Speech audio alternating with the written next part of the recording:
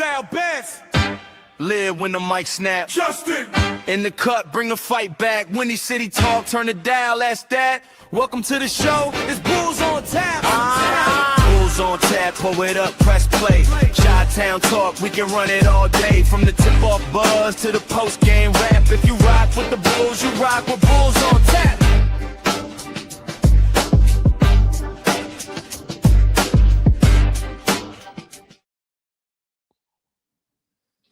What's up, Bulls Nation? Welcome to another episode of Bulls on Tap. My name is Justin, a.k.a. J Talks Hoops.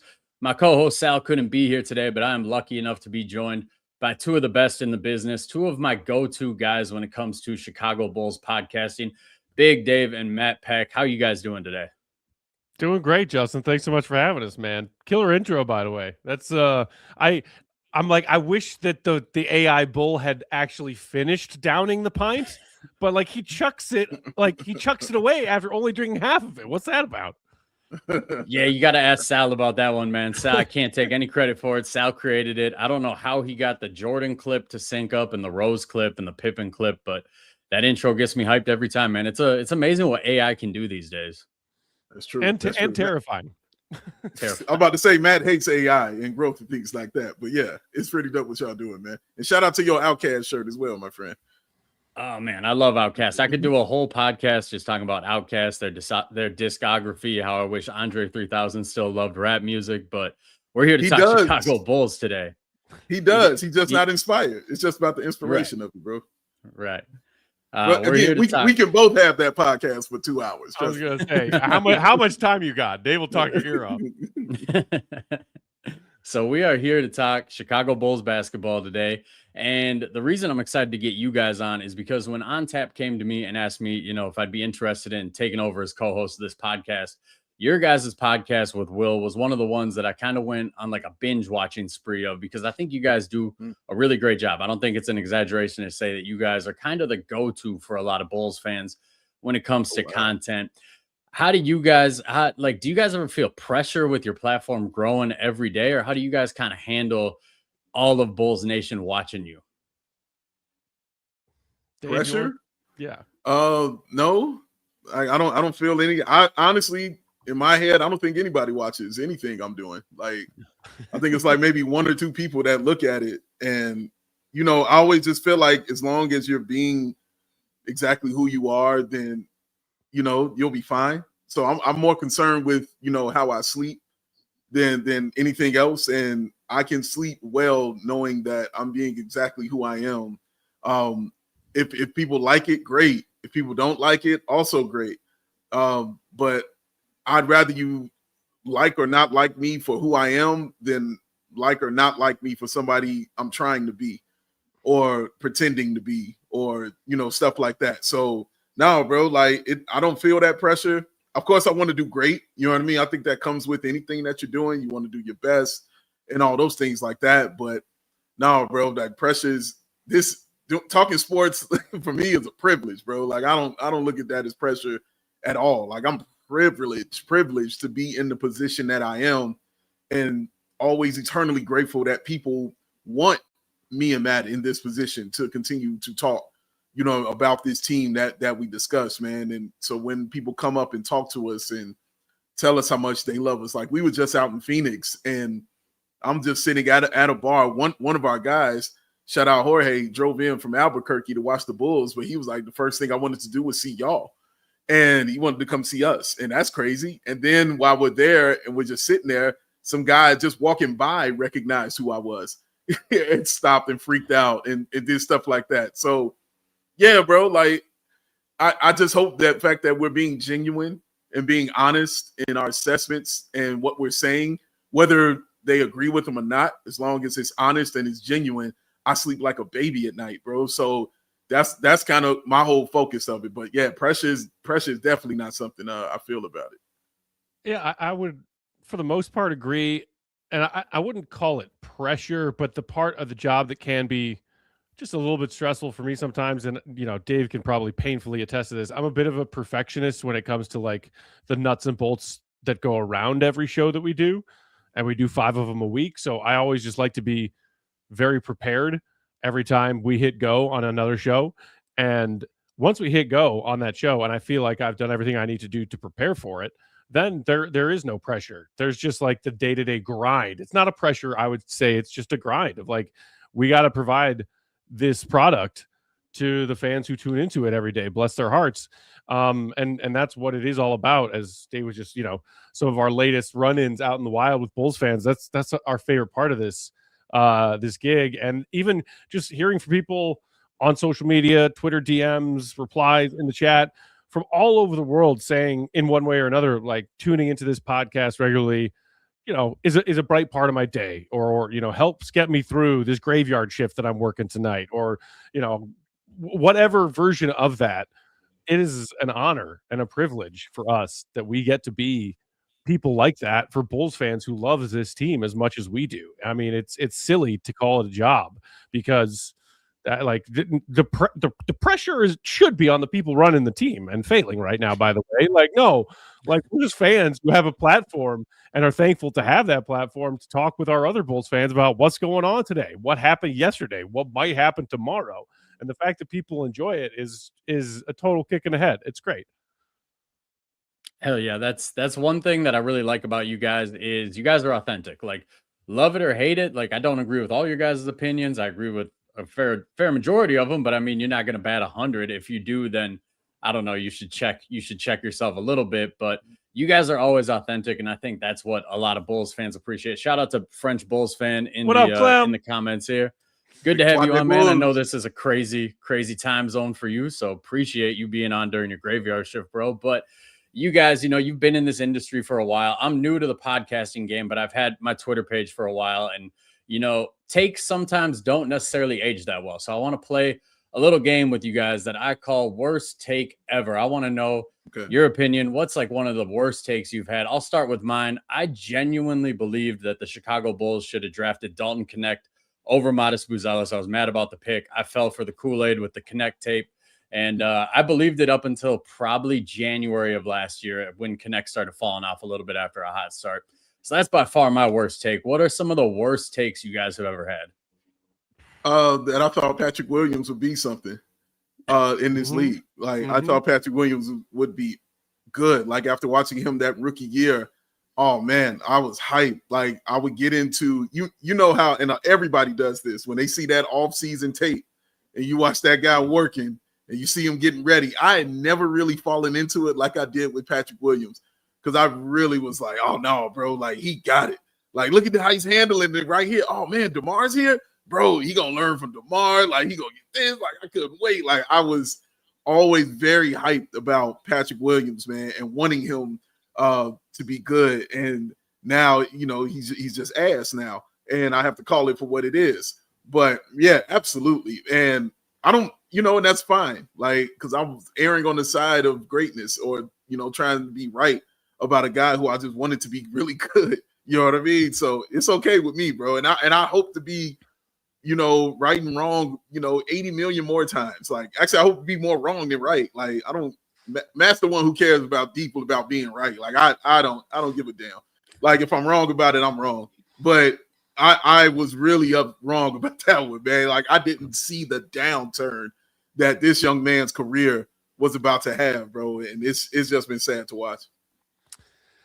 Yeah, I mean, I share that one about Pat with Dave for sure. I thought he had potential. I wasn't talking about him being a star in this league, but a useful player for sure. Mm-hmm. And boy, did that hope and belief come crashing down.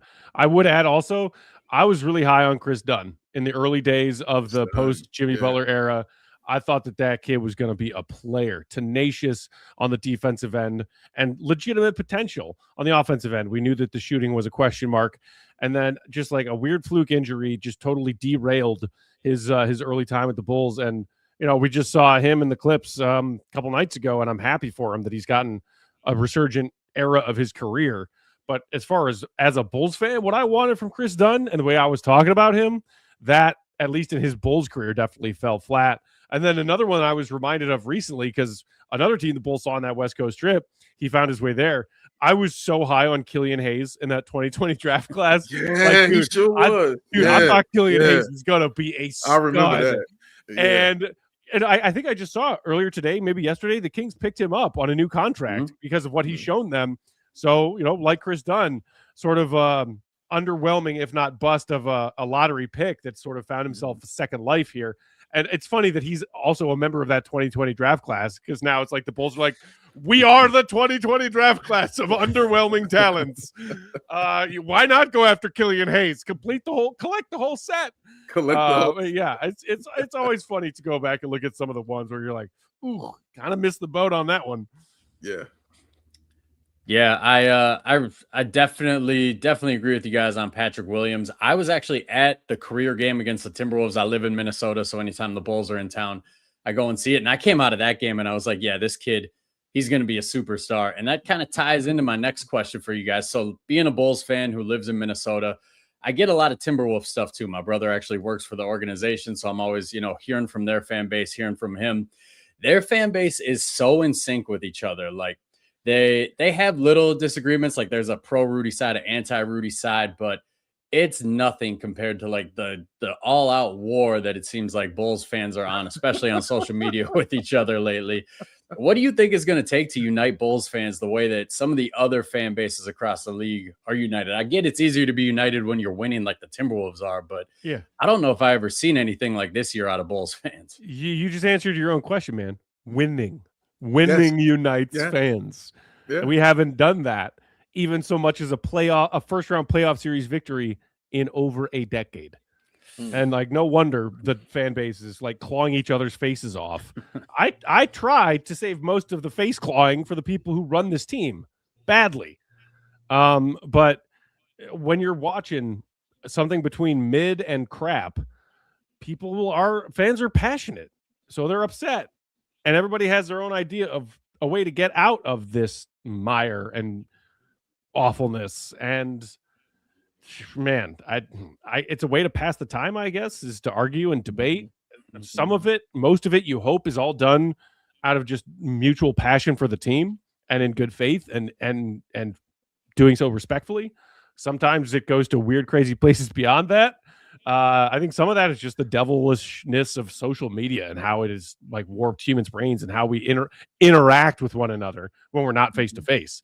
So there is that element to it. But I think it's mostly just about wins, man. Minnesota, a team that has a franchise star and are, poised to make perennial deep playoff runs, conference finals appearances. You're more likely to agree on a lot of what's happening for your team when a lot of what's happening for your team are fun, successful things. Yeah, like you got Anthony Edwards. We're on the same page. And before that, you got Karl Anthony Towns. We're on the same page. You know what I mean? Like a lot of it, and I just said this on the last show we were on, a lot of this stuff will go away when the talent gets here and the winning starts. All this, do you remember? Because I know I do. I absolutely recall when the Bulls had that first half a year where they were winning everything. I was rare to find somebody upset or speaking ill of that Chicago Bulls time because it was winning and it was fun to sit and watch. And it was, Lonzo Ball, DeMar, Zach, like, Vooch, like everything, Caruso, like everything is clicking and looking really good. So yeah, what are we upset about? You go into the playoffs and everybody's on the same page. You're trying to win the game, whether you believed they were going to or not. You're on the same page when you're walking into the playoffs. So yeah, I get Minnesota, and shout out to that flex, having your brother working there for the team. Shout out to that flex right there. But that is an awesome thing to have that we have not had. It's simple. Like when you have that level of really good talent and good, like the negatives are the nitpicks. Not to say they're right or wrong, but that's what they are. They're the nitpicks of it. We're not at the nitpicking stage, because we're at the stage where we're still trying to figure out what the hell we got. You know what I mean? What do we do? How do we move forward? We don't know what to nitpick yet. So it's so much, it's really just about the stars. It's a star league, bro. You get that, everything sets and falls into place and everything will follow. And Bulls fans are starved. We are thirsty. We've been traveling in the desert forever. It's been a long time in that desert, man. And it's only natural you'll start to yell at each other. because everybody wants to tell you what way to go in the desert, how to get the hell out of it. Everybody's got a plan because nobody's seen the one that actually is supposed to work. So yeah, you start yelling at each other and you start getting upset, and that's a natural thing. But Matt's right. Like, you put the onus and the blame on the people who are the ones that are supposed to lead you out the desert, who are not at the desert. They're at the resort chilling. You know what I'm saying? Not worried about you at the desert right now. So that's who the focus should be on. If that you're talking about the anger and the vitriol and how upset, that's where it should be spewed at. Not Bulls fans who are trying to figure out how to get this team out of, where they are. Hell yeah, 100% agree with that. So we just finished a West Coast trip, and you guys actually got to travel for that West Coast trip. Were you guys at the actual games, or were you more doing meet and greets with people? We were just at the Phoenix leg, game one of that trip. So we just, it was basically CHGO already had a spring training trip for our baseball crews in the works. And then they sort of added us onto it almost at the last second because the Bulls happened to be starting their road trip in Phoenix and they had the space for us. So we just went to that one game in Phoenix, did like a meet and greet thing before the game at that bar that Dave was talking about. And then we did a fun, another hangout at this bar, shout out Port Decisions. It's like a Chicago sports themed bar in Scottsdale the following Friday. And then, so Goat was there that Thursday for the Suns game. And then he carried on to games 2 and 3 of the road trip. So he was in Sacramento, and then he was in the Bay for the Warriors game on Tuesday. So he was there for 3 of those 5, but we were just there in Phoenix. And then after Bulls Suns, we just hung out and watched baseball for the weekend. A really taxing work trip. Yeah, shout out to the Desmond. That's what we were at for the Desmond. That's right. Shout out to the Desmond, man. It was a fun time. I think we all can agree that the highlight of that little West Coast swing was seeing Matas Buzelis and Luka Doncic go at it. And I know you guys have probably talked about it a million times already, but to me, I didn't hate it because it reminded me of a young Kevin Garnett versus Michael Jordan. I'm sure you guys have heard KG on the podcast telling the story where he's a rookie. He's feeling himself. The Bulls probably weren't taking that game very seriously. Probably like the Lakers weren't taking the Bulls very seriously, if we're going to be honest. Sure. And KG started chirping at MJ. And Isaiah Ryder was like, hey, dude, don't do that. And MJ, he went nuclear and KG kind of learned a lesson. But KG went on to be one of the most tenacious, most psychopathic players in NBA history. So that was an early sign of kind of the dog in him. Do you guys think this could potentially be an early sign of the dog in Matas, or what did you take away from it? An early sign of I already thought he had it in him when he walked into the door, which is why I fell in love with him very early and very quickly. Was he came in talking the talk, but also walking the walk. And it's a fine line between confidence and cockiness. And, the great ones know how to walk that line. Like Jordan knew how to walk that line. Luka showed you, he could walk that line. Now, some can delve more into a supervillain side of it than than a guy who will help you up after he knocks you out. But either way works. I like my superstars crazy. I like them psychopaths, okay? That's how I like it. I don't think anybody should have a problem with any of it at all.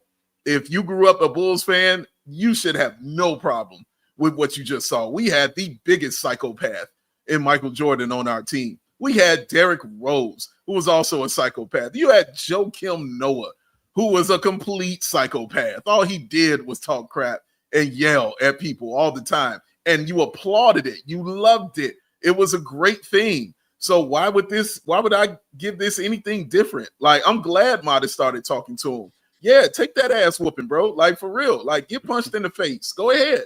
Get kicked in the stomach. Take all of that, dust yourself off, come back and try it again. Like, that's what you're supposed to do. Test yourself against the great ones that are out here. So this is not your end. This is just still a part of your journey right here. That's all it is. So next time, Luka, make sure Luka knows who you are when you out there on the floor. You know what I mean? And get out there and cook that dude to your best of ability. Or get out there and watch Luka be great again, to the best of your ability. Because I like watching greatness at the end of the day. I saw a dude almost have a 51-point triple-double. My God. Yes, I want to sit and watch that all the time. And I would like that to be for guys on my team as well. So no, I love Matas's talking. It's not new. He does it to all kinds of players, and he stares them down when he's dunked on them for sure. Like, we've seen it happen. So no, I have absolutely no problem with it, and I hope it doesn't deter him from talking to other superstars in the league. Yeah, 100%. Dave's right. You need some crazy. Our guy Joe Cali always talks about the Bulls being a team full of choir boys and how that's not a good thing. Oh, it's a great locker room. Everybody gets along. No, you need some crazy in there. And if you ideally are talking about having that in one of your best players talent-wise, all the better. So I will be happily welcoming any and all moments of Matas goes crazy tonight. Like psycho crazy, while also hoping that he goes crazy like, career high 41 points kind of crazy. And whether it's MJ schooling and then helping a young Kobe back in the day, or as you were talking about, KG, and those moments between Matas and Luka the other night, it's amazing. I don't care that Matas got cooked by Luka a handful of times and they were talking trash. That's great. It's a learning experience. Also, I guess I saw in the Luka's post-game press conference, he kind of was like, insinuating that he couldn't quite remember Matas's name and looked at the box score. And then shout out to our girl Ramina, one of the hardiest diehards of Bulls Nation. I saw that she went and dug up that clip of that previous Bulls-Lakers game when Matas had Luka isolation on the left wing and cooked his ass and drove baseline and dunked it. And it's like, Luka remembers what Matas Buzelis' name is, without a doubt. So there's some of that. And I think Dave pointed out on our post-game show after that Bulls-Lakers game, the Lakers probably remember that they got swept by the Bulls in the regular season last year. Like, there's payback at hand, even if they're not taking the Bulls as a serious, like, playoff-bound threat, as you were saying a minute ago, Justin. I think that's fair. But, yeah, I love it if Matas is in a position right now to be the little brother who gets bullied among the league stars, because it might mean that he could be one of those stars himself someday in the not too distant future. And that's something to be encouraged about. Yeah, for sure. I mean, Bill Simmons always says he likes players that got a little bit of fuck you in them. And Matas Buzelis has a whole lot of fuck you in him. Like, it drove me crazy in that November stretch when we were after the hot start, we were kind of faltering. And all you heard was quotes from guys that were like, oh, these guys are my best friends. We all get along. I loved that I never heard Matas Buzelis say that. Like, it was always Kobe or Giddey or Vucevic or even Billy. So a player having that fuck you like Matas Buzelis in it, I'm going to love that. Is there anything you've noticed from this recent 10-game stretch? Because he's been on a tear in the last 10 games. Anything you've noticed that he's doing a little differently? Go ahead, man. Differently, I would say I think he's just doing more. I would say more so than different. What I've noticed recently is more. His usage is up considerably from like shy of 20% before the All-Star break to now above 25% after the All-Star break. To me, that's the thing I care about the most. And as if you're trying new and different things and failing at them at first, that's great too. We have seen a couple of times where he's taken a shot that wasn't either a three or at the rim, but those are still very few and far between. I think what I maybe have noticed more of is that he's, as opposed to just that one, like, put the ball high, step through move when he's trying to get his way through the lane, we've seen a bit more diversity in his handles as he's trying to make his way to the basket when he puts the ball on the floor in one-on-one situations. Sometimes he'll go behind the back. Sometimes he'll try and create some space, like going through the legs. He's had some really nice Euro steps to the basket recently. I like the evolving package of ways that he's trying to put the ball on the floor to then get to the basket. I think that there's still a lot of room for improvement and growth in that area. But at least as far as marginal early returns, like that, I'm seeing different ways in which Matas tries to get to the basket. And some of that will still depend on his improved strength, as he grows into his NBA body. And that will also open up different ways for him to get to the basket and therefore get to the free throw line as well. And like the other thing that might be a little bit different is that there's just zero hesitation, I feel now, especially on that road trip, when he does have an open look from outside. Like there used to be a little bit of hesitation. The P will pause, as Dave has put it before. Like when Matas had an open look, sometimes he would like think about it and then not shoot it. But recently it seems if he gets a good catch and shoot look behind that 3-point line, he's taking it. And I love that. Yeah, I think what I'm watching him do is learn how to not give a damn. And what I mean about that is not thinking so much on the floor and just kind of reacting.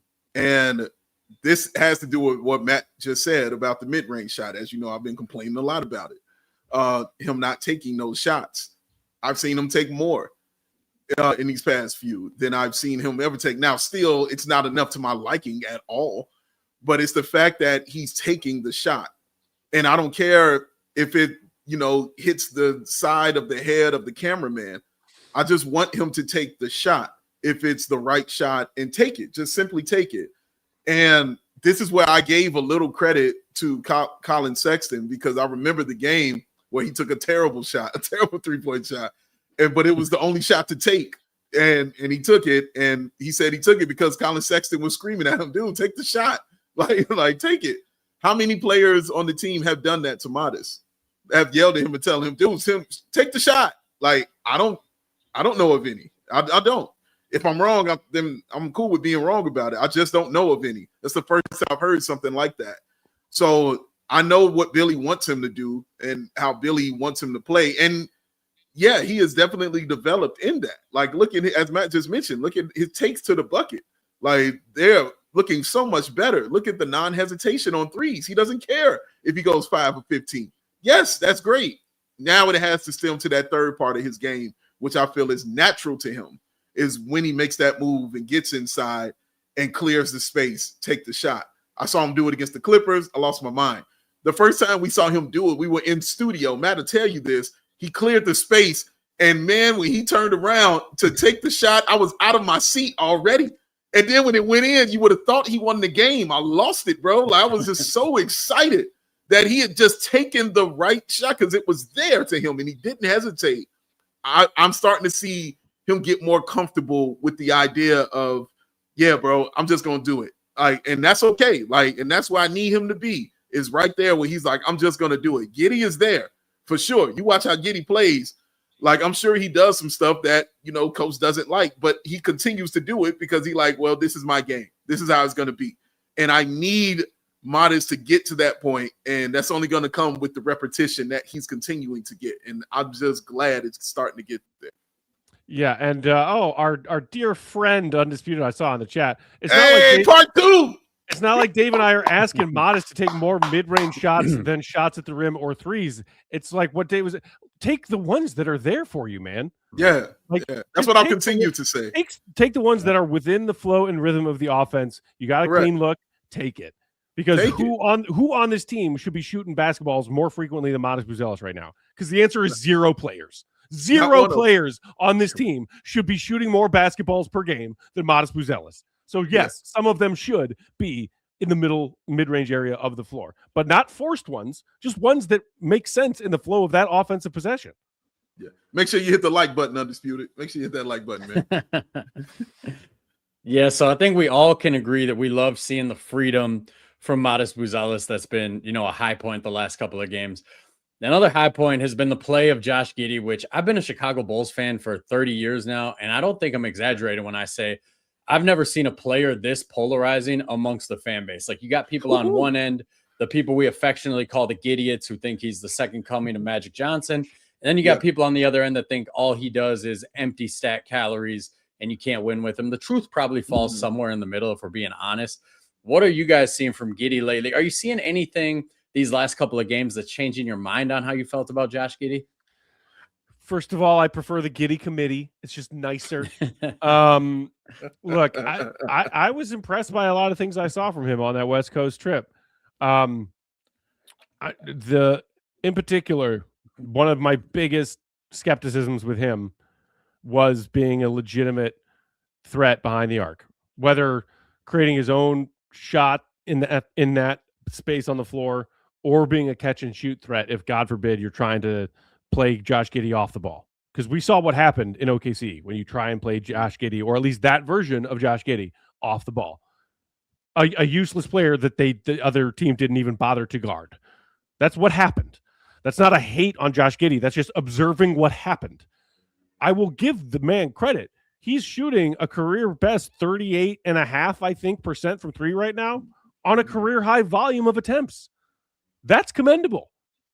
Also on this trip, more so than any time in the past, we saw multiple occasions where he would take threes off the dribble.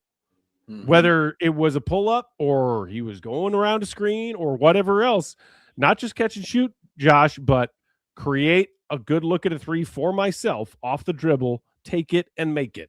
That's new. That's different. And that's encouraging even for us Josh Giddey skeptics, as that being one of the biggest flaws of his game, or at least things that would limit potentially the ceiling of how effective and dangerous of a player he could be offensively, and therefore how big of a component he could be on a legitimately good contending team. So absolutely that's encouraging. I hope we see more of it. Yeah, I've talked about this on the show, and I talked about this just on the show we did with Mike and Gilsey. I've really been impressed these past few games with his facilitation. That has really stood out to me. Controlling the game that kind of way, getting guys open. Matt was talking about it very early when he had those 17 assists, and Matt kept talking about, like, dude, he's hitting dudes right in the pocket. You know what I mean? Like the passes he were throwing were perfect passes to where you just catch it and you shoot it. Like, that's what you want from your point guard, is not, to remove that thinking of what do I do with this ball that you've passed to me? No, you've passed it to me in such a way that I know exactly what to do with it now. Like, you either pass it like where I'm going to shoot that, or you either pass it where I'm about to dunk that, or you either pass it to where, I'm supposed to make the extra pass. Like, you can feel it in the energy of the ball and how you get it and where you get it. Trust me. But watching what he's been doing these past few games has just really impressed me as far as his facilitation, because I'm watching him take over the game, not only just with the, like Matt said, with the three-point shooting, but just with the passing, man, and getting guys open and guys going, man, that play he had, it was a play he did to Dillingham that I really like, where he's bringing the ball up and you're watching him looking at Dillingham, telling him, dude, keep going. Like, you watching, like, he's like, dude, keep going. And he did that, and Giddey hit him right in the perfect hands with the ball, which allowed him to use his speed to finish getting to the rim and scoring. I love that. I love that kind of stuff right there. So that's the thing for me that I like. And for me, that means you're growing as a leader. That means you're getting comfortable with telling guys whether they're right or wrong, even though your game is still flawed. We know not Josh Giddey is not perfect yet. There's a bunch of things that, he still needs to work on. And you can even argue if this is happening just because it's March, because we've seen him do this in March. You can argue all that stuff for sure. But what I'm looking at him do, though, as far as the facilitation, even though the turnovers are still at 5, he'll get you 5, turnovers like that. But when you're getting me 13 assists and 17 assists, I'm not going to complain about that. Even the last game he had with the 10 assists and 2 turnovers, I was impressed with that. So it's that part of his game that's growing that has really just impressed me in the past few. I mean, Dave might not complain about him, but I will. Do you know how much more I would be buying Josh Giddey stock if that dude didn't commit at least 3 dumb turnovers a game? Like, just don't. Just how about don't do that? And I think so many more people would believe in his potential to be a true offensive weapon. But not for every great pass he makes, for every 2 or maybe 3 great passes he makes that set up a teammate, there's just one completely unforced error turnover where it's like he leaves his feet or he picks up his dribble and gets trapped and has nowhere to go and doesn't know what to do, and it's a turnover. And it's like, I just get so sick of watching those. If you take those out of his game, he's all that more useful of a player. Mm-hmm. I completely agree with that. And that's why I said, like, yeah, he's got a ton of stuff to work on. He's not a finished product. Like, it's a ton to work on for Josh Giddey. And it's annoying turnovers, as Matt is saying. It is really annoying dribbling in the double team, turning around, trying to pass out of it. He still can't get by somebody on the defense. Like, you put a good defender on Josh Giddey, it's a wrap. You know what I mean? Like, we watched it against the Miami Heat. It didn't matter the size, you know what I'm saying, of the player. You put that dude on Josh Giddey, it was over because his handles ain't like that, and he can't get around certain guys. That's why he has to put his head down and use his size to try to get to the rim and do those things. But I like the fact that he's like, okay, I can't do that. What can I do? See, we know the problems. We know the issues. I want to know what the hell would the solutions be to these problems and these issues that he has. And one of them, you saw it, was the three-point shooting that improved. The other one is going to have to be, I think, getting to the free throw line is going to have to be a part of that as well, and finishing better at the rim, because sometimes he offends my basketball sensibilities when I watch that dude play. It offends me, like it does. But I will always give credit where it's due. Like you said, in these past few games, his facilitation just looked like okay, that's a point guard. That was a point guard things that he's doing out there on the floor, and I appreciated that, because it lets me know he's working on stuff. He's not just stagnant or staying there with it. But no, Matt is right, bro. Like, he will make those just turnovers that make you get up and walk away and go to the fridge and get you something to drink. Be like, damn. But yeah, he's working on it, and I like that aspect of it, though. Yeah, last week we had Joel Lorenzi. Shout out Joel. He was from The Athletic. He's been on the Bulls beat this year. Sure. Was on the Thunder beat a couple years before that. So I think he's one of the foremost Josh Giddey experts out there, probably. At least one of the guys who's followed him the closest in his career. And he described Josh Giddey as a floor raiser. Like, when you add Josh Giddey, you go from being like a 20-win team to maybe a 30, 35-win team. But this team still lacks ceiling raisers, those guys that can take you from a 40-win team to a 50-win team, or from a play-in team to a second-round team. Are there any ceiling raisers out there right now, whether it be a trade, a free agent signing, anything like that? Any ceiling raisers you guys are looking at this offseason? Yeah, the first 3 picks in the NBA draft. I was about to say that, yeah. Those are the ceiling raisers the Bulls should be focused on right now. The Bulls, brain trust, front office, organizationally, that's their mindset. That should, for the love of God, be their mindset. If you're talking about ceiling raisers, no, the problem is that the Bulls as an organization for decades have been obsessed with floor raisers. Who can get us to 41 wins and 2 home playoff games? Let's get those guys. That's what the Vooch, DeMar, Zach era Bulls were. 1 playoff appearance, a bunch of floor raisers that were mismatched pieces that didn't quite fit together, and their flaws were very quickly exposed by real teams in the league, but even before they got to that one and done playoff appearance. If you're talking about ceiling raisers, the ceiling raisers that exist in the league already as is, how are they making their way to the Chicago Bulls? Exactly. Via a trade? Via free agency? And might I add, No. I highly doubt that either of those situations would play out. The ceiling raisers exist in the draft, and at the top of it, stack them else. Yeah, completely agree with that. And I'd say top 4 of those guys in the draft. The Bulls have to get up there if they want what you just stated right there, those ceiling raisers, because tons of floor raisers. Even Billy Donovan's a floor raiser. Like, tons of floor raisers, you know what I'm saying, on this team that the Bulls have. But none of them, raising that roof. No ceiling is the roof kind of guys for the Chicago Bulls, man. But yeah, that's why we're looking at the draft, or I should say for me, like, gonna start looking at the draft as soon as the season is, like, putting my whole brain, into that, because the talent that I'm just seeing by just looking, I'm like, oh my God, like, yo, dude, it is some legit dudes at the top of this thing right here. So I'm hopeful that the Bulls can get to that, but that's the issue right there. Like, do they want to get to that, to get those kind of ceiling raisers? Yeah, they're giving mixed signals on that end. I mean, their moves at the deadline would have suggested that's what they want to do. And then they're playing Colin Sexton 30 minutes a game and trying to actually go out and win games. It's like there's no cohesion between the front office, between Billy Donovan and Arturas Karnisovas, where with other organizations like the Wizards, for example, that head coach knows that they're tanking. He knows not to play his best guys. He knows they're trying to stack L's. Do you guys see that lack of cohesion as maybe like a sign that Billy Donovan's time might be coming to an end in Chicago? Dude, thank you for saying this. I just said this on the show a few days ago, like how it just feels like there's a damn disconnect. I was like, if we talk handing out orders, it feels like, what the hell are the orders? Like, it just feels like you're doing one thing and saying another thing, and you trade everybody, but then you're still trying to win, but you're still trying to lose, but you still want to sit guys. But then Billy is not ever going to be a dude who is like, dude, I'm out here to lose. I understand we're taking. Nope, I don't understand none of that. He understands I'm trying to get this W is what I understand right now.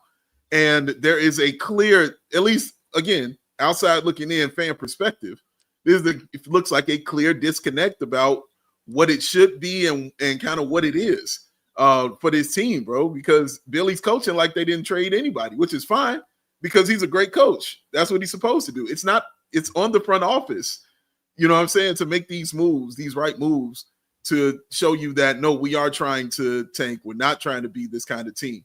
And again, I'm not saying like the Bulls are a great team right now because they're not, but they need bad. We need like bad.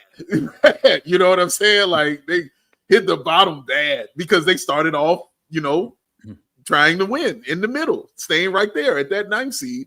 So it's like you have to bottom out. But yes, I think that there is a disconnect between the front office and what's being put out on the floor as far as what they want and how they kind of want to go about it. Well, first of all, Guilty, put your phone away, man, and give your better half her your undivided attention at the dinner table. Come on. You went to dinner. We just talked to you for 2 hours, Guilty. Appreciate you, man. I'm just picking at you. Thanks for being here. Thanks for being here, bro. But yeah, and first of all, I agree with Dave's thing about Billy being a floor raiser. I'm sure that there is a huge faction of Bulls fans who are like, BS, Billy's the problem. My goodness. I don't know how many more times I can hear Billy's the problem from Bulls fans without losing my goddamn mind. You give these rosters that Billy has had to Spo, Phil Jackson, a Tex Winter. No. Like, dude, Tex Winter and Johnny Bach could not collectively fix and make better these Bulls rosters that Billy has had to work with over the last handful of years. The thing about him and a potential exit, only if he wants to. I think that's what it comes down to. I think the Reinsdorf family loves Billy Donovan. I think that maybe right now there might be some growing friction. This is just speculation, but growing friction between AK and Billy on what the heck the plan is. Billy has said things to the public in interviews with the media that kind of lead you to believe that Billy is wondering more and more what the heck the plan is with this roster, with the future of this team. He said, I got nothing wrong with coaching rebuilds. I'm happy to do that. Look at my coaching tenure. I love building with young guys and improving young guys, pointing to players like Kobe and Ayo and the ways that they got better under his tutelage and under his watch in their early NBA seasons. I believe Billy when he says that. But if I'm Billy Donovan and I take a look around, do I believe that there's enough young talent to actually mold into something? Do I believe in the person who's spearheading scouting, draft night, trades, free agency? If I'm Billy and I'm starting to or have lost faith in AK, I know it's a cozy, easy paycheck because the Bulls, the people at the very tippy top, don't give a crap if you win in April and May and June. So long as the building is full, they don't care. Talk about an easy, cozy job. Bulls head coach. You're only on the hot seat if you fail to get to 39 wins. And sometimes even that's okay as long as there's a plan in place. But maybe there's a pivot and Billy goes to some Paxton-esque front office position, or maybe they wait too late, finally remove AK, but not until his contract is up. And if Billy takes that job, I don't know. Does Billy want to be a front office person? I think Billy loves coaching. I think that's what Billy Donovan loves to do. Yeah, clearly, definitely loves it. While you were saying that, man, I was thinking of the quote I just saw Kenny Beecham have like a few days ago where he said Billy Donovan is the safest person in Chicago since Barack Obama. And that's some truth to that. You right? Like, what else does he need to do? You know what I'm saying? To be like But yeah, he's not the problem though. Like I 100% agree with Matt on this. He is not the problem. Not even on my top list of problems. Is Billy Donovan. You got a better team. You love Billy Donovan, right? Like your team's good. You like, oh man, Billy Donovan, our coach. Let's go. But no, like you got tons of ass on your squad, and that's why it doesn't connect. So let's talk a little bit about the front office here, because I was watching Thunder Wolves earlier today, and what stuck out about the Thunder is just how much they win on the margins, whether it's getting Jared McCain for nothing. Isaiah Joe is a guy that the Sixers gave up on, and the Thunder swooped in. Aaron Wiggins, Kenrich Williams, Jalen Williams, all second-round picks. They win on the margins, and that's what makes them so good, and AK does not win on the margins typically. But recently, we've seen Leonard Miller start to have some moments in the NBA. I believe he's 11.7 rebounds the last 5 games. Do you guys think Leonard Miller can be a real piece, or is this an example of March stats not correlating with who the player actually is? Good question. There could be some March midness involved, but you also can't deny that just from the eye test alone, he is more active, more productive, and therefore more valuable than anything we've seen from Patrick Williams in at least the last 2 years, if not more than that. He looks like a find and could be a very simple team option pickup for the Bulls. Could be more than that. Could be negotiating a multi-year deal for Leonard Miller this summer. Do I think they found something? Yes. Do I think AK found that thing on purpose and Leonard Miller specifically? No. No, we won't give him credit for that. Yeah, he fell ass backwards into it, but the fact is he's here. And shout out to him for keeping his head, because a lot of guys maybe would have been like, oh my God, I don't think I'm ever going to play here, and just kind of fall out. Like we saw him playing well, and then we saw him get benched in Sacramento and play 1 minute. You know what I mean? And then we saw Patrick Williams out there being, his usual ass self while he was out there playing, and it was just bad. But credit to Billy for being like, okay, I think it's something here. I think we need to do something to change some things, because this young man is looking like a player. And again, you're looking at guys that fit along what the Bulls are looking at as their pillars, which is Matas Buzelis and which is Josh Giddey. And he fits with both of them, because Leonard Miller does not need the basketball to be effective. Okay, Leonard Miller can just say, fine, I'll be the one who cuts. I'll be the one who slashes. I'll be the one who offensive rebounds. I'll be the one that does the dirty work for us. I have no problem with that. It reminds me, and again, on a very, very, very lower standard of a Horace Grant in that instance, without the obvious pure jump shot that he had. But it's just the mindset of how he plays, doing that dirty work kind of thing that you look at, that I think every team kind of needs. I love how you brought up OKC and everything that they had, Jay, because the difference with OKC is it feels like they have their pulse on their team, and they understand exactly what their team needs. So when you go get an Isaiah Joe, you know what you're missing. This second they went and got McCain from the Sixers, I said, oh my God, that's a perfect fit. Like just mentally and how he is. You know what I'm saying? I was like, that is a perfect fit for this team. He's going to ball out. And yeah, that's what he's absolutely doing for them. Just allowing more guys to get rest while he continues to play very, very well. So they have their finger on the pulse of what the team is. And the Bulls have no idea what a pulse is. They don't know where to find it on the arm.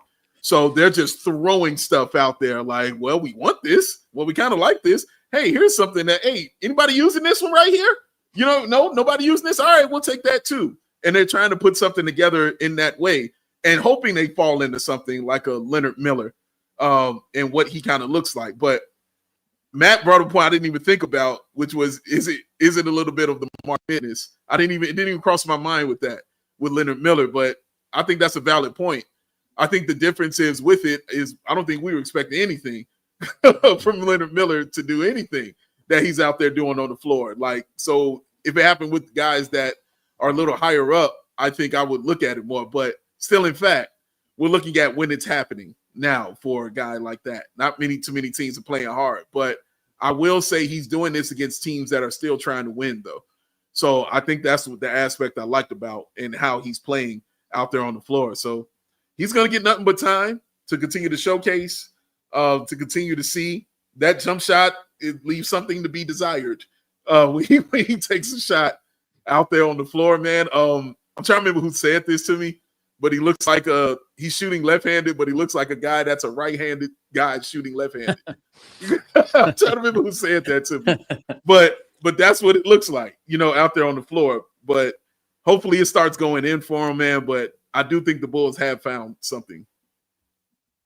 Yeah, that jump shot it's ugly. It's not quite Michael Kidd-Gilchrist level ugly, but it's got some fine tuning to do. It'd be nice if we still had Peter Patton around. He might be able to sharpen that J a little bit. Nick scooped him up. Hey, yes, I did. Yes, come on down.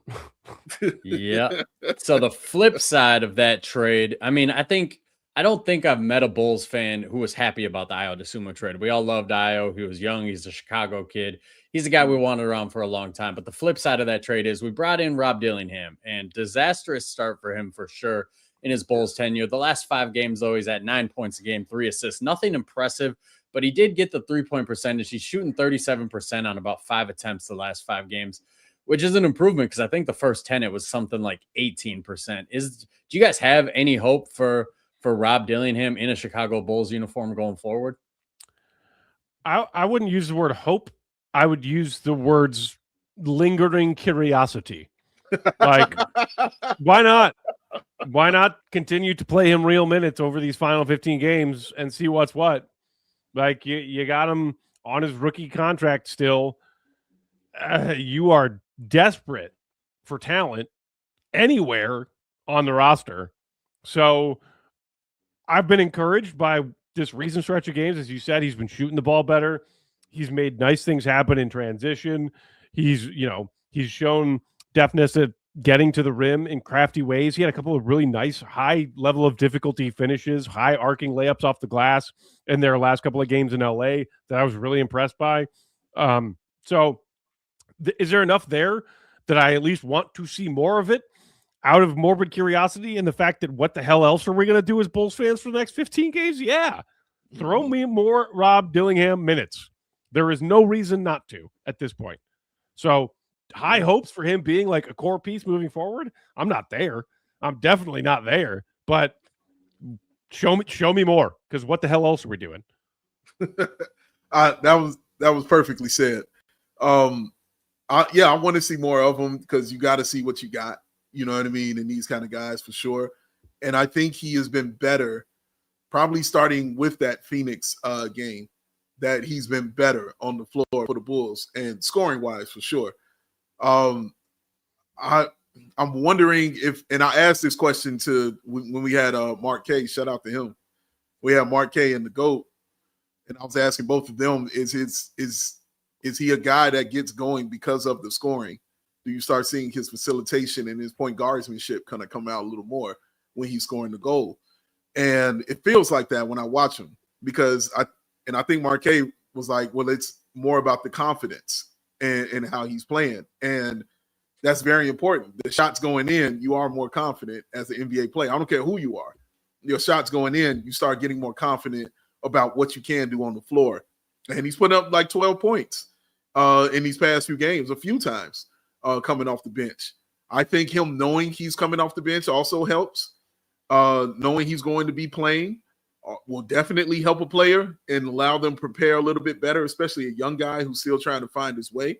So I think that's key too. But I'm not ready to be like, oh man, like this is the guy. You know what I mean? We got to see him like this and that. Like, I'm curious. Like Matt said it right. Like, I am definitely just like, okay, let's continue to watch him. Let's continue to see what you have. You've got another year of him. You know, it's not going to hurt anything. Let's continue to see what he can grow into, because if you do find something in him and develop something in him, you've got yourself a really, really nice piece as far as a backup is concerned for your team. So we've talked Buzelis, Giddey, Leonard Miller, now Rob Dillingham. I've kind of tried to steer it, you know, something for Bulls fans to have a little hope going forward, even though, you know, this franchise is in a dark place right now. What are your guys' thoughts on Noa Essengue? Because the draft was so long ago, I honestly can't remember what your guys' takes were when the Bulls drafted him. I didn't like the pick. I'm not a guy who really believes in footage from Germany or when he was balling out in the G League. Like Mac McClung just got 51 points in the G League. 54, Carlick right? Jones was a 54. Carlick Jones was a G League MVP. Like, you're never going to impress me with G League stats. It's just not going to happen.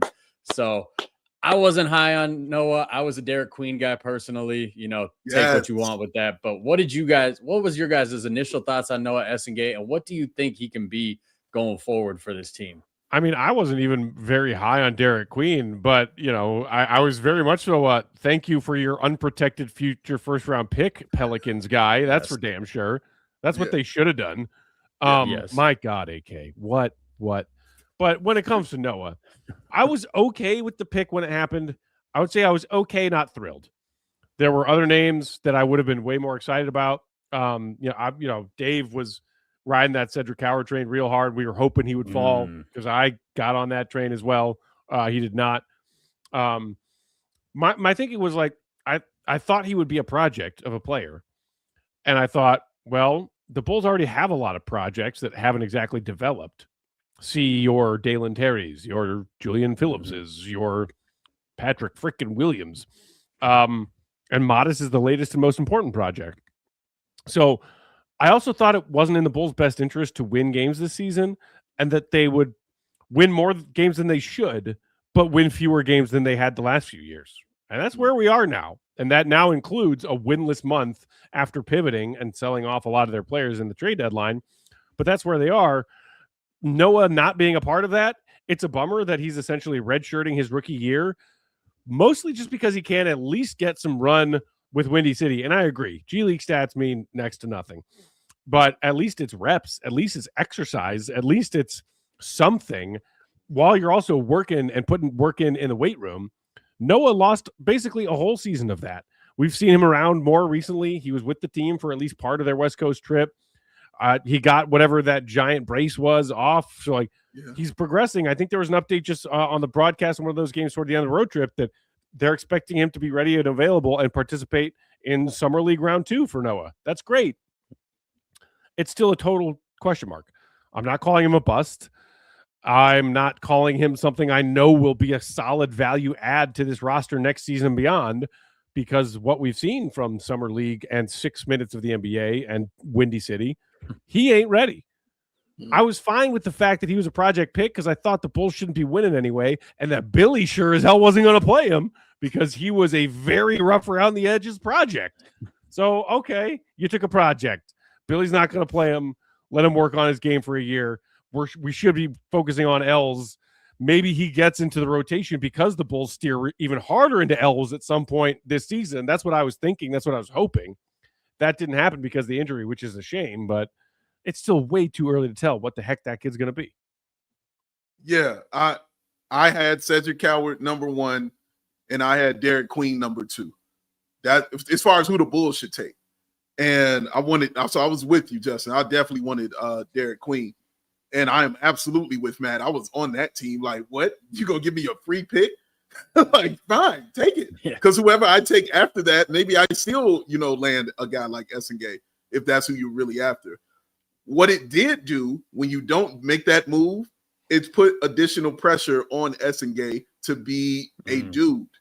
That's what it does, because you're telling me you've turned down a first round pick to stay right there and draft this guy. That means you're telling me he better be that dude. He got to be legit then. He's got a lot to work on, clearly. Like, there's a lot to work on for that young man. We saw it in the Summer League. I mean, right now, his claim to fame is getting dunked on by the Furfinator. That's the claim to fame for him right now, is the one and only Johnny Furphy ending his Summer League career.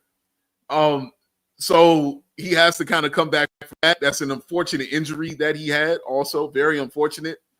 The positives about the young man, I like his mind, honestly. I like his brain because it doesn't seem like he gets rattled. It seems like he goes at his own smooth pace. He knows where he needs to be on the floor. Like, his IQ, I think, is really solid. At that Summer League, I watched him a lot in that second game after he had that terrible first game. I watched him a lot in that second game, just how he moved. And I watched him self-correcting himself. from what he was doing wrong in that first game. And I thought that was a huge thing for me. Because sometimes you can have all the talent in the world, but can't put it together, mentally, because, there could be a block. But I think he's solid mentally. So other stuff he definitely needs to work on. He does a little bit of everything well, but just not great, like a jack of all trades, but a master of none kind of situation.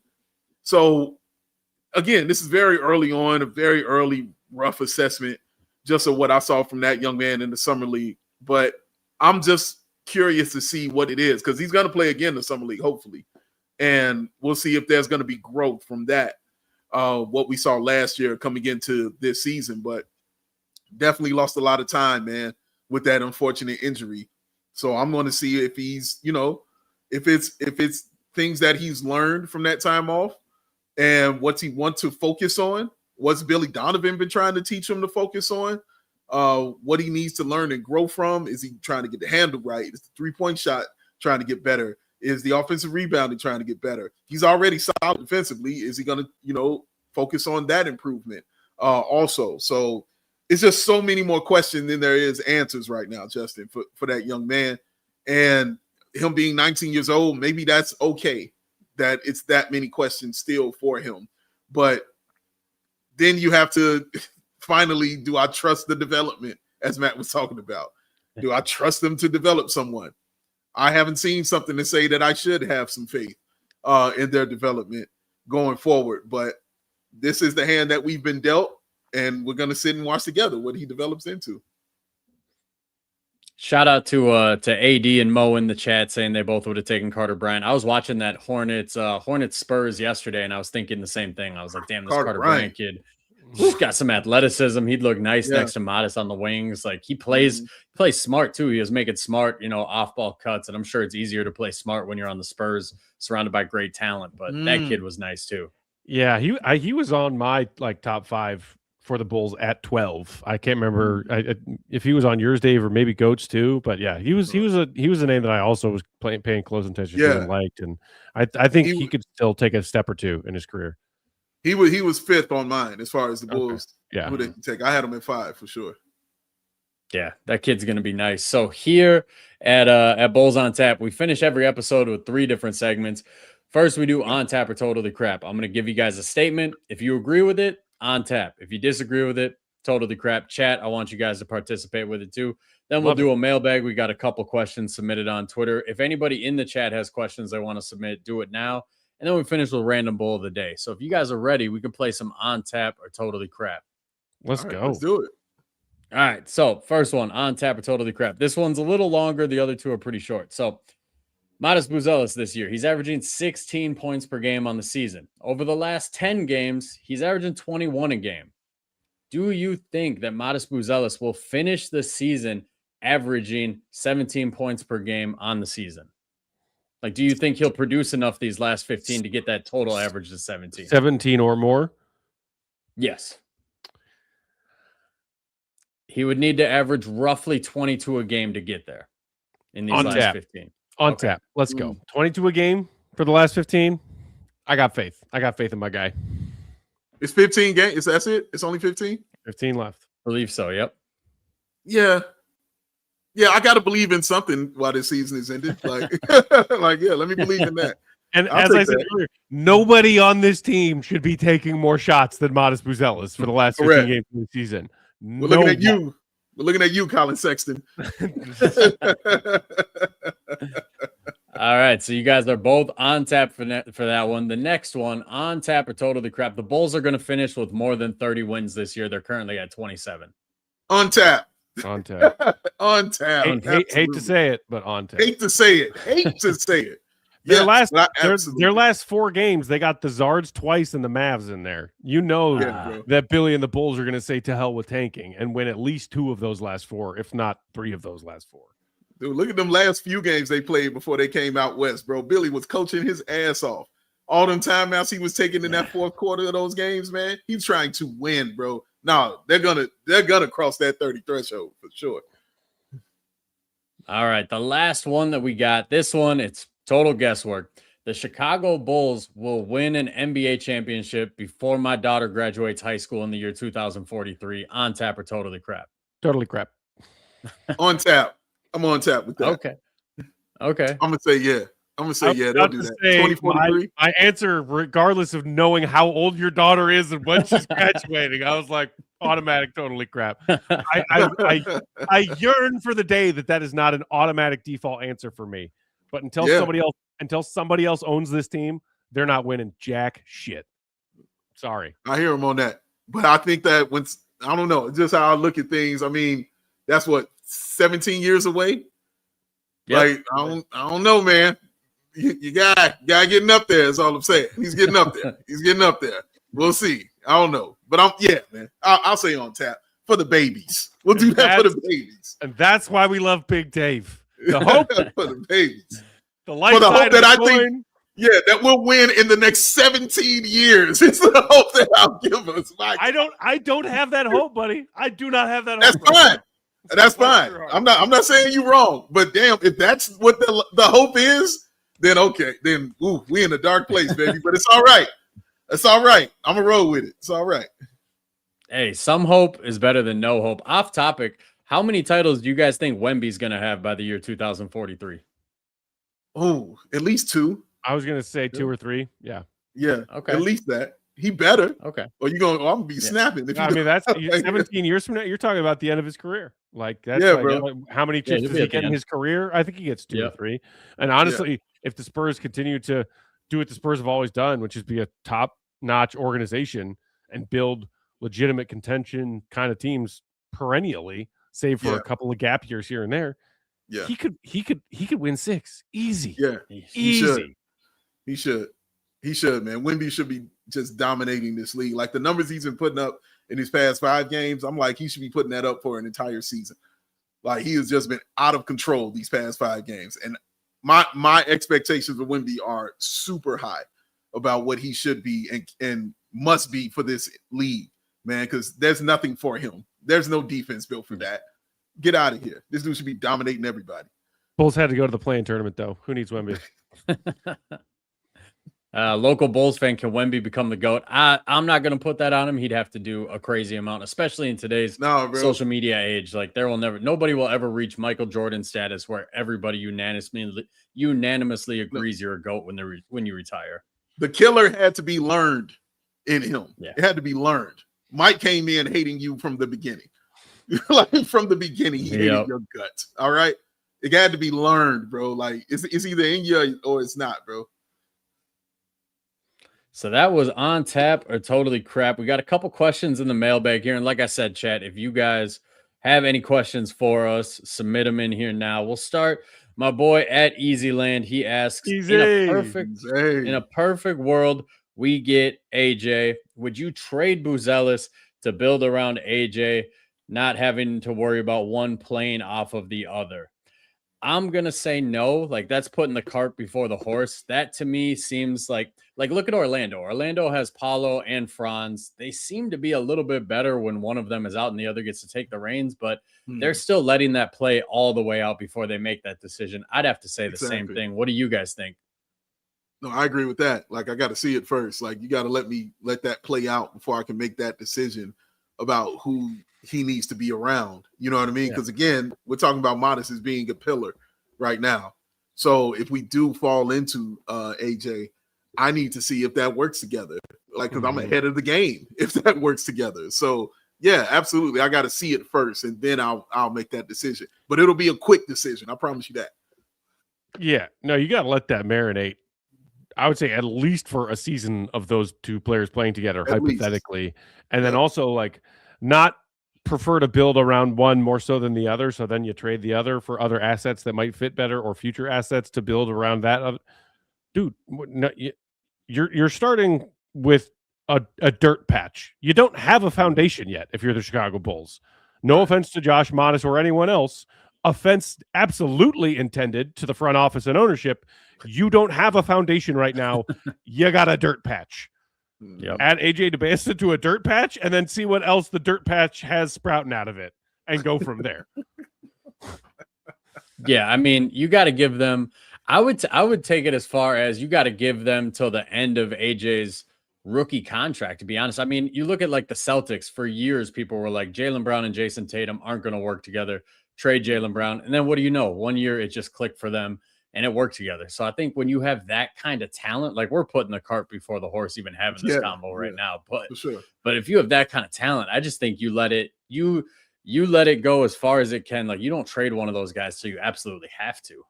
Mm-hmm. Well, you just said something that AK would smile and nod in agreement with. You gotta hold your assets as long as possible until they have no trade value left.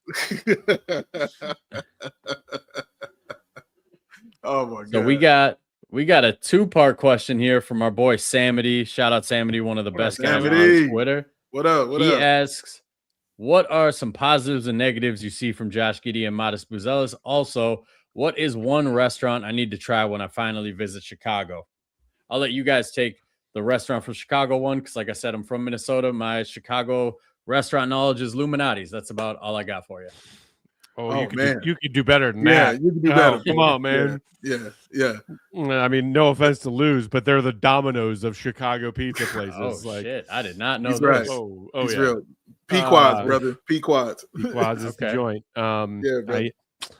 And then also shout out to Gene and George Eddie's, one of Chicago's OG steakhouses. Yes. Just a couple weeks ago for a friend's birthday. If you want a good piece of meat in Chicago, go to Gene and George. Highly recommend Smith and Walensky as well, right there on the river. The Josh and Matas, I feel like we covered a lot of the Josh and Matas stuff in our previous conversations over the last hour or so. Yeah. But like something good, something bad, encouraged, discouraged. Like again, I'll highlight Josh Giddey taking threes off the dribble. Like to me, that is a huge win that we've seen recently. Discouraged, the turnovers are still an issue. Defensively, I still got a lot of red flags and question marks when it comes to Josh Giddey. Also, the same thing with Matas. An even younger player who's learning the hard way defensively, plenty of nights. Just, getting cooked by Luka Doncic one night and cooked by Kawhi Leonard the next. Like that literally was just the bam that Matas had to endure on the defensive end at the tail end of an already long and exhausting road trip. Shout out to him for trying. But the usage, the diversity in which Matas has been looking for his shots on the floor. And, I think there's plenty of pros to take, and you take the bad with the good right now and just hope that they continue to both get better more so than they stagnate or get worse. Yeah. Like I said, the positive for Giddey is the facilitation for me. And just what I've seen him do on that. I really, really hope that continues, man, because it frees up, like I got Mike Whitlow was just saying, it was freeing up guys like Trey Jones getting to the bucket while he was scoring 20 plus. Was the fact that Giddey is a threat from the outside, but also his ability to think of at least a step ahead on some of those passes where guys were, spaced out, and giving that room to a guy like Trey Jones. Like that's important. That's really important stuff. And yeah, I like that. And again, for Matas, it's just leaning more into, I don't give a damn. Just leaning more into that. Mm-hmm. Like, I don't give a damn. This is what's available to me. This is what I'm going to do. I think I'm the best, and I'm going to show you that I'm the best. Fine. And the handles need work too. I forgot about say that about Matas. The handles absolutely need work because he was getting ripped up. Yeah. But if you've noticed in these past few games, since Giddey has been finding him, he hasn't been dribbling as much. And it's been more spot up shooting from the 3-point line and more him cutting to the bucket and allowing him to get downhill a little bit better. That's been really good to see. But when he does have the ball and he can clear that space and get inside, free throw line extended, hope he, just starts taking those shots right there. We saw little floaters of him doing those things and other stuff like that. I just think it has to be more. I really think he can add 6 more points to his game if he's doing that, especially if he can't get to the free throw line a lot, because we want to see that too. But if that's not occurring, man, like I feel like this is a way that he can get clear shots that teams are not going to be able to truly defend because of his height and his skill. So, but yeah, I've talked at length about that. And guess what? I'm going to continue to talk at length about that until we see it. That's how we do. But yeah, those two things from those guys, man, I like that I'm seeing that. And with Matas also just one final is strength. Along with those handles, Dave, you want the handles to get better. I want his lower half of his body to get stronger to allow him agree. to get more rip throughs, more finishes at the rim, more and ones, and an ability to back some guys down from time to time and just use his strength. And also, if you add strength, then it's not as necessary to have, like Kyrie level handles. The handles need to get better, but if you have strength, then your handles just need to be like respectable to pair with big man strength.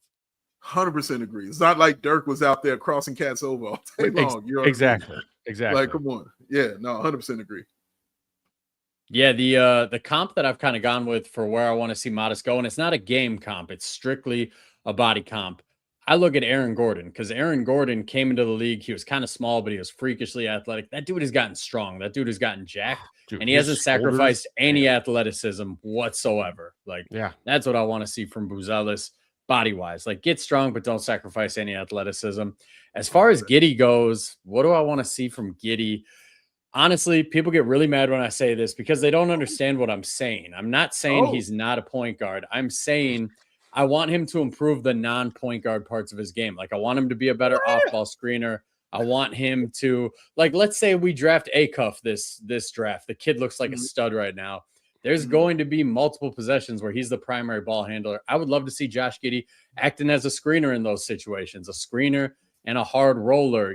I think his passing could potentially open up a lot in a role as a roller with a ball handler like Acuff there. So I'm not saying Josh Giddey isn't a point guard. He's obviously a point guard, but if he's going to reach his ceiling as a player, I think we all can agree he needs to improve the non-point guard aspects of his game.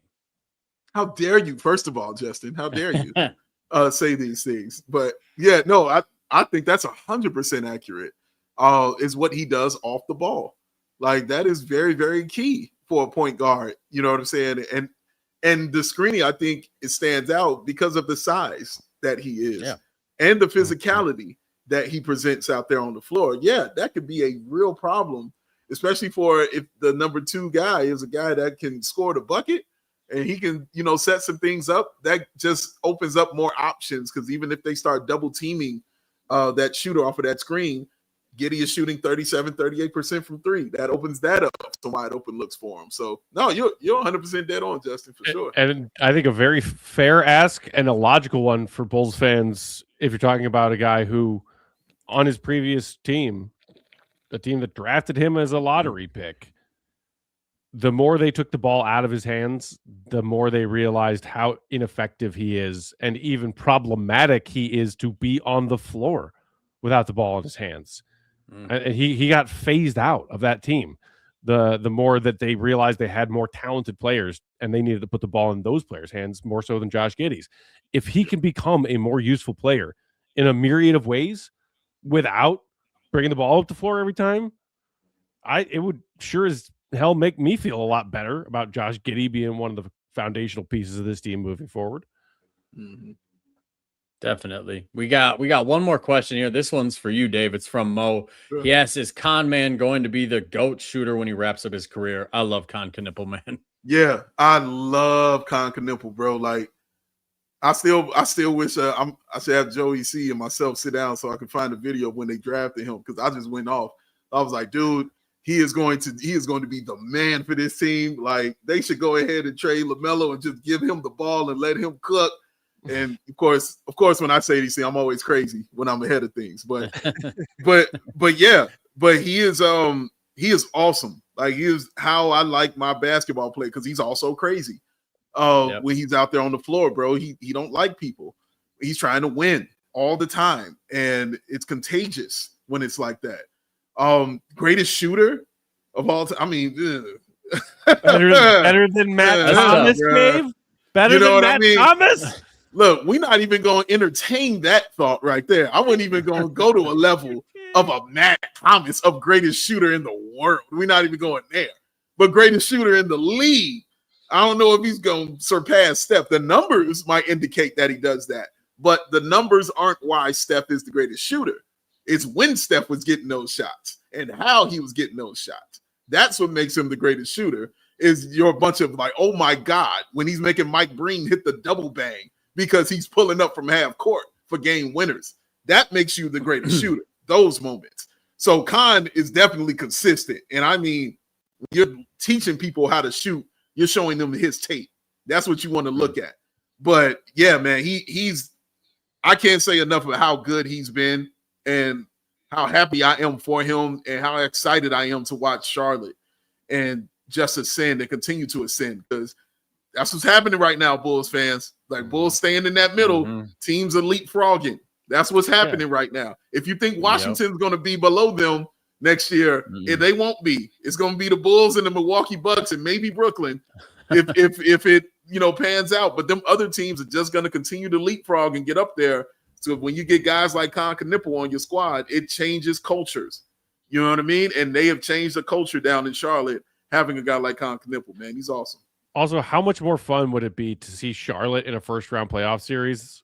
Yeah. More so than like Miami or Atlanta. Like, I agree with that. Like, dude, let me get playoff Con Knipple, man. Like, I want to watch that dude cook in a playoff series. I do too. You're right. So, side question for you guys. I didn't plan this. I just thought of it now because we're talking about Con. I had Matt Babcock on last week. He's one of the draft experts. And I asked him last year's top four, Cooper Flagg, Dylan Harper, Con Knipple, VJ Edgecombe. They're really good. That's like as good of a top four as I've seen. But you're seeing buzz that this year's top four is going to be even better with Peterson, Debanza, Boozer, and Caleb Wilson. Which top four would you guys lean towards if you had to say one's going to be better than the other? Which one had Cedric Coward? No, I'm just playing. I haven't watched enough to have an honest answer for you. I haven't watched enough of these young guys. I've seen bits and pieces and clips and certain things of guys play more so than I have. But when I do a dive, like I'm going to into it, I'll have a better answer for you. But I mean, these guys that we've seen though, like coming out, like we don't even talk about Ace Bailey, and Ace Bailey is a baller. We don't even that's how good this draft has been for them. We don't even discuss that young man. He was like 5th pick, and he's been killing. So, but yeah, man, like as of right now, I think how can you go against this? Like Cooper Flagg was consensus everything, and Con Knipple is still right now Rookie of the Year. That's letting you know how good it's been. And Flagg in his own right has done absurd things this season. Absurd. Like absurd things. So just had a crazy game today. Yeah, I would lean towards giving the nod to the class that is just now wrapping up their rookie year over the incoming class, because we've seen a body of work from them, and it's been really impressive. So not to say that I don't believe that the upcoming class 26 could eventually overtake them as far as like which class's top four ended up having the best collective career resumes. That's certainly possible. But right now, got to go with what I've seen from the 25 class top four, because they are nice. Yeah, I think I agree. So we finish every segment here with what we call Random Bull of the Day. The way it works, I name a random Chicago Bull. You guys spend as much time as you want talking about the guy. I think we're all about the same age here. I'm 36. So I think you guys will actually be able to speak on this guy. And you guys probably had hope for him like I did when I was a kid. So, and I'm keeping a March Madness theme this month too, being that it's Selection Sunday. This one only felt right. So today's random Chicago Bull of the Day, we're talking about a one-time NCAA champion, one-time player of the year, two-time consensus All-American, one of the most tragic careers in NBA history. Random Chicago Bull of the Day, Jay Williams. Take it away, fellas. Yes. Oh, man. I was just talking with our guy Braggs from CHGO Bears in a pool in Phoenix last weekend. While we're out there for our spring training trip, we went out for Bulls Suns. We had a little downtime. And Jay and Braggs and I were just talking about so many wayward Bulls careers since the dynasty ended. And he and I were just talking Jay Williams for what felt like hours. So, of course, it comes up again so shortly thereafter. Yeah, Dave, I don't know how you felt about, like, Jay Williams being a franchise saver. I remember being encouraged but not blown away by his rookie year. And like I watched him play in college. I was like, this kid's nice. And then I was like, okay, we got work to do. Like, he's a piece. He's like, that's what I felt after watching his rookie year. I was like, he's a piece. I don't know how much better he can be from like the potential we see right now. He'll clearly grow into a better version of himself than what he is right now. he's a piece. I don't know if he's a stud. That's how I felt about him after his very sadly truncated NBA career. Yeah. Well, obviously, the first thing you think of is him in college. Like, I still remember, was it North Carolina they were playing? They were down 10 with like literally under a minute to go. And Jay Williams led that comeback to Duke winning that game. Like, the dude was a winner. Like, that's why he went so high in the draft. Obviously, consensus of merit, like everything that's just said, player of the year, national champion, all that stuff. Matt, you're right. When he got here and watching him, I didn't think he was the solver, but I thought he was a huge piece for this team. And you were excited going forward with him because he would have certain games and do certain things where you're like, oh, yeah. You're like, oh, yeah, I like this right here. Like, this dude, I like this kind of party, as Mike Singletary would say. But you like what you saw from him, and I liked him for a leadership standpoint.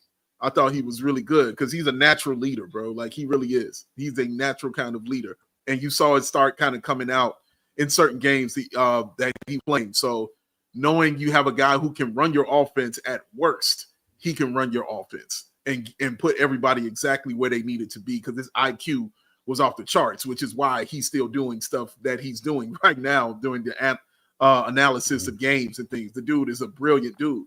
So his IQ was always off the charts. So he had all that stuff, but he also, had some killer in him.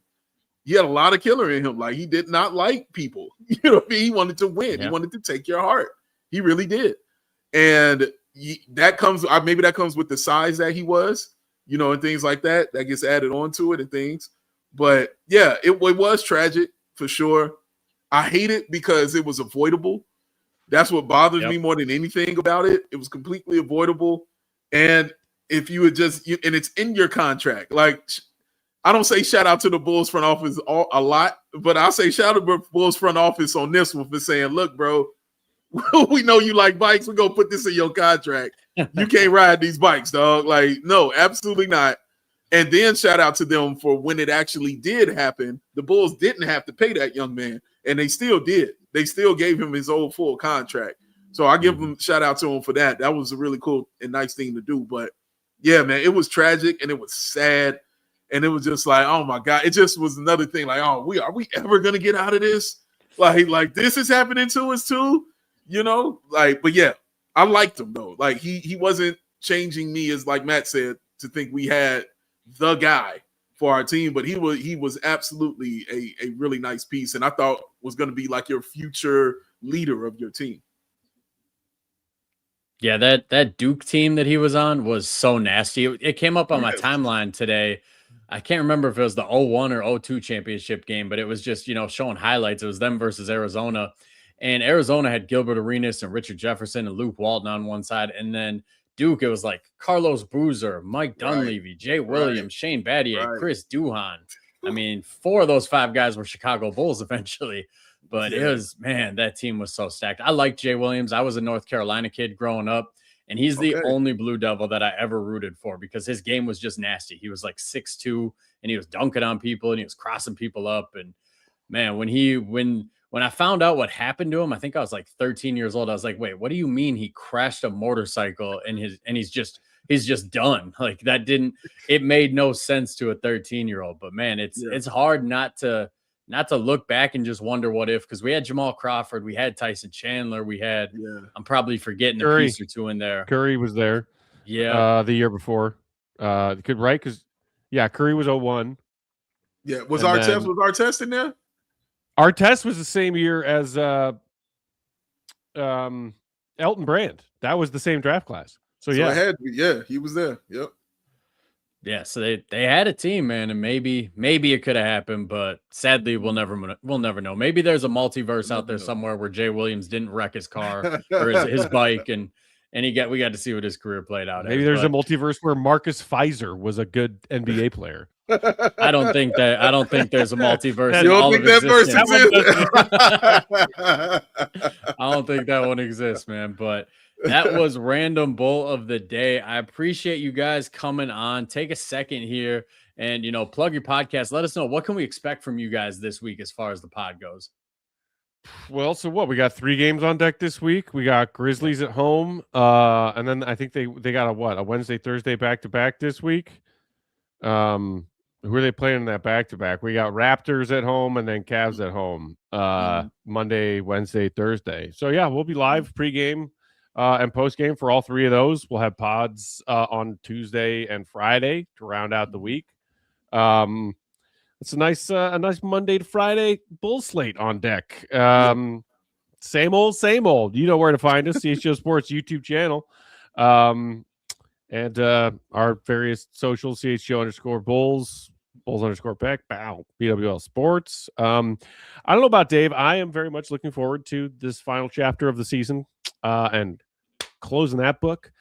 Just to, get a fresh start on what we do content-wise and start talking about more of these draft prospects and start getting excited for lottery night and not being a vampire who is up until 3 or 4 in the morning on game nights, because that's just how my sleep schedule works when we're covering these games.